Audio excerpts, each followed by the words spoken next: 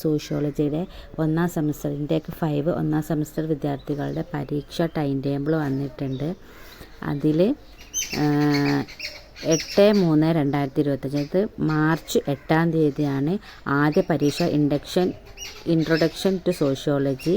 പിന്നെ ഒരാഴ്ച കഴിഞ്ഞ് ഒരു സാറ്റർഡേ ആണ് 16/3/2025 സൺഡേ. അതായത് മാർച്ച് 16-ാം തീയതിയാണ് രണ്ടാമത്തെ പരീക്ഷ വരുന്നത്, social formation in world history. പിന്നെ 22/3/2025 സാറ്റർഡേയിലാണ് എന്ത് വരുന്നത്, അടുത്ത പരീക്ഷ വരുന്നത് ഇംഗ്ലീഷ് ഫോർ കമ്മ്യൂണിക്കേഷൻ.